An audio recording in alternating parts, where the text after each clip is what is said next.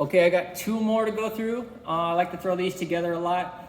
Aimed to just really improve mobility of the hamstrings and the quad function.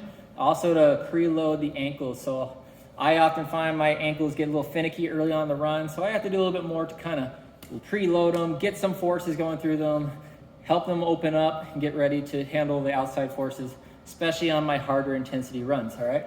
So it's a combo back and forth between good mornings with a sway and then a narrow squat. So I'll show it from a different view here to the side. So the good morning, I'm looking to maintain a nice, strong, long posture with my back. I'm gonna do a hip hinge, just like I'm gonna do a deadlift, right? But try more to like RDL. So we're gonna keep the knees back instead of letting them flex.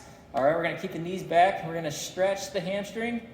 Now, when I lean forward with my chest, I don't actually wanna reach, all right? I don't wanna round that back. I do wanna maintain a nice, flat, straight back and let my hamstrings pull me down to position. Now, it doesn't matter if you end up in this position where your hands barely break below your knees or if you're touching the ground. We are looking for tension to run through the hamstrings and your back to be very straight.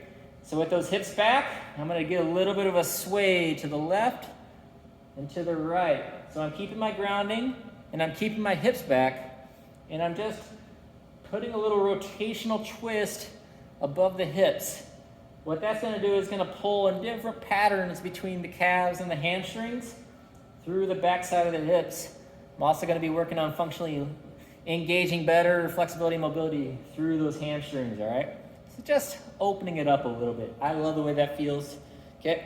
Now I'm gonna maintain my narrow stance and I'm gonna work into a narrow squat. So we're gonna keep the knees running very close parallel with each other. And I'm trying to bring myself down to the shortest squat I can get. Trying to keep that chest upright.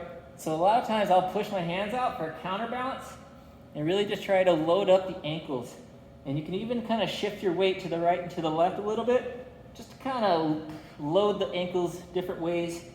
Okay, so I come back up. Now I'm gonna do this 2 or 3 times each pattern, so we get that good morning with the sway.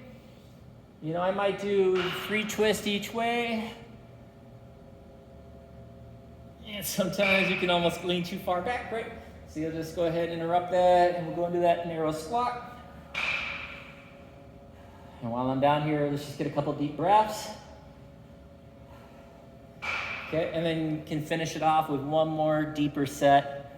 Each time I do each of these, I'm hoping that preloaded system with that tension and then the relaxation phase afterwards will enable me to get a little deeper, right? Into a little bit further into the range of motion. That's a good sign that I'm adapting to the stresses applied, all right? And I'm gonna be ready to go out and have a good run.